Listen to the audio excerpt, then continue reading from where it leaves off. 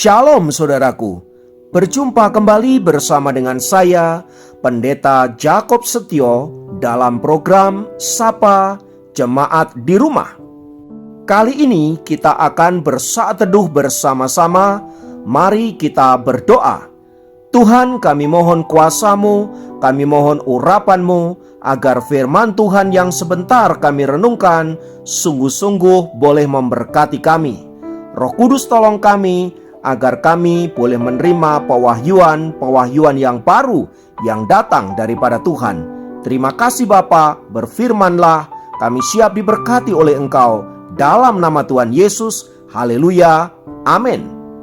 Firman Tuhan kali ini terambil dari Yohanes pasal 21 ayat yang ke-6. Yohanes 21 ayat yang ke-6 berkata, "Maka kata Yesus kepada mereka, tebarkanlah jalamu di sebelah kanan perahu, maka kamu akan peroleh." Lalu mereka menebarkannya dan mereka tidak dapat menariknya lagi karena banyaknya ikan.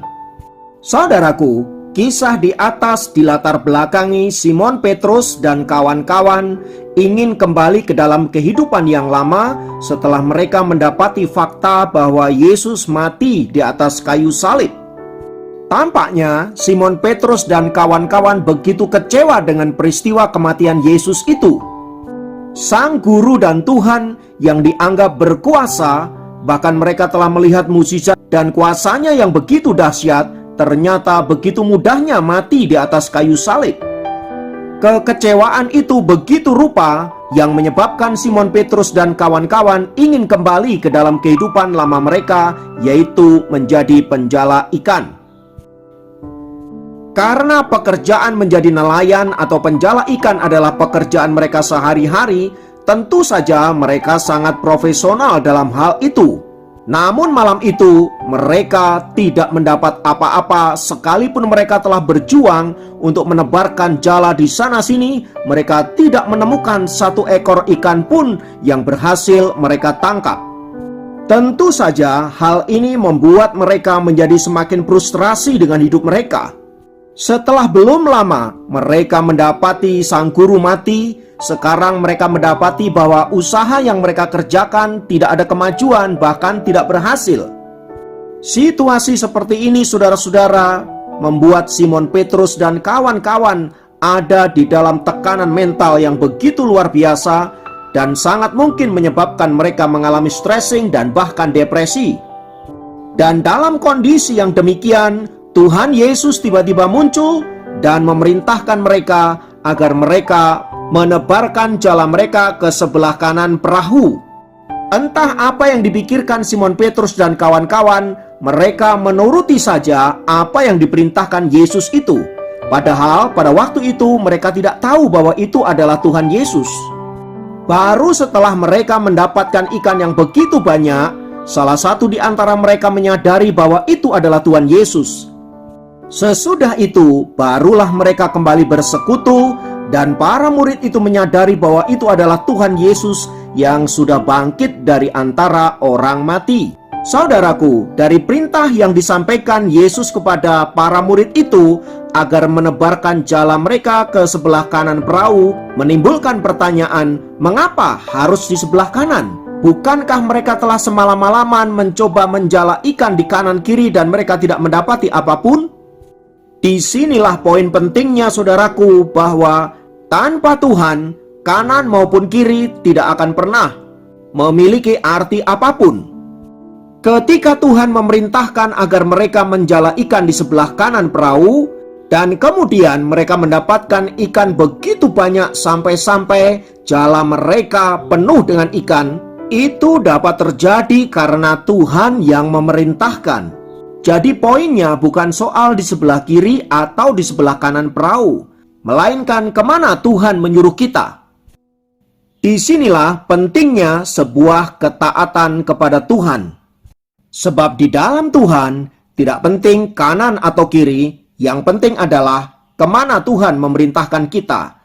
Dan dibutuhkan ketaatan penuh atas perintah itu, maka kita dapat melihat bagaimana Tuhan menyatakan kuasa-Nya, menyatakan mujizat-Nya, dan menyatakan berkat-berkat-Nya dalam hidup kita. Bisa dibayangkan apabila para murid itu tidak mentaati apa yang Tuhan perintahkan, mereka akan tetap mendapati jala mereka kosong dan tidak mendapat apa-apa. Hal itu dilakukan Tuhan Yesus untuk menunjukkan bahwa Dia adalah Tuhan yang berkuasa atas segala sesuatu. Dia ingin para murid itu tahu bahwa Tuhan yang mereka sembah adalah Tuhan yang dahsyat, Tuhan yang sanggup mengatasi segala sesuatu, bahkan kematian sekalipun. Perasaan kecewa, perasaan sedih, dan lain sebagainya akibat kematian Yesus sekarang dipulihkan oleh Tuhan ketika Tuhan mengatakan, "Tebarkanlah jalamu ke kanan." Saudaraku, dalam hidup ini kita seringkali mendapati kenyataan-kenyataan yang begitu pahit, kenyataan-kenyataan yang sulit, dan lain sebagainya. Tak jarang karena hal itu kita menjadi frustrasi dan bahkan depresi. Kita mungkin juga tidak tahu mesti harus berbuat apa. Dalam kondisi yang demikian, saudaraku, maka kita perlu mencari kehendak Bapa akan apa yang harus kita lakukan, sebab Dialah yang tahu betul kehidupan kita. Dialah yang tahu masa depan kita. Dialah yang tahu akan segala sesuatu menyangkut hidup kita. Karena itu apabila Ia menyuruh kita untuk ke kanan atau ke kiri, itu artinya Dia tahu betul bahwa itu yang terbaik bagi kita. Sayangnya dalam hidup ini, kita seringkali tidak mengerti kehendak Tuhan karena kita tidak membaca firman Allah, kita tidak dengar-dengaran suara Tuhan, sehingga kita mencari jalan menurut pikiran kita sendiri, sehingga kita selalu mendapati diri kita menemukan zonk dalam hidup ini. Itulah pentingnya kita perlu kembali kepada Tuhan, meminta petunjuk Allah agar jalan-jalan yang akan kita tempuh itu adalah jalan-jalan yang diperkenan oleh-Nya. Melalui kebenaran firman Tuhan ini, mari kita belajar taat kepada Tuhan, mari kita belajar dengar-dengaran suara Tuhan, agar oleh-Nya kita dituntun, kita dibimbing untuk menemukan hal terbaik dalam hidup kita yang sudah disediakan bagi anak-anak Tuhan yang mengasihi Dia. Mari kita kembali kepada Tuhan dan jadilah anak-anak Tuhan yang taat. Maka apabila kita mendengarkan firman Tuhan melalui khotbah-khotbah yang alkitabiah, melalui pembacaan firman Tuhan, melalui puji-pujian dan apapun, mari kita belajar untuk mentaati Allah. Karena di dalam ketaatan ada berkat-berkat yang sedang menanti kita. Kiranya Tuhan memberkati, mari kita berdoa. Tuhan, di dalam nama Yesus, kiranya firman-Mu senantiasa menguatkan kami untuk kami menjadi anak-anak Tuhan yang taat dan setia, supaya kami dalam pengiringan kami kepadamu senantiasa hidup dalam perkenanan-Mu. Ampuni apabila kami selama ini menempuh jalan-jalan kami sendiri, menurut pikiran kami sendiri, dan tidak mengandalkan Tuhan.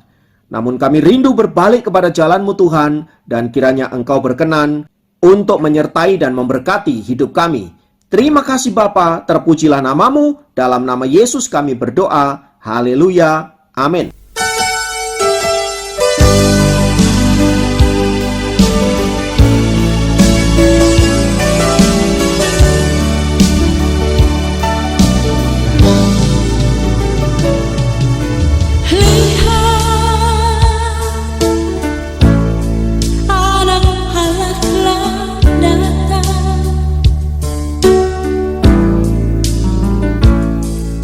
Dia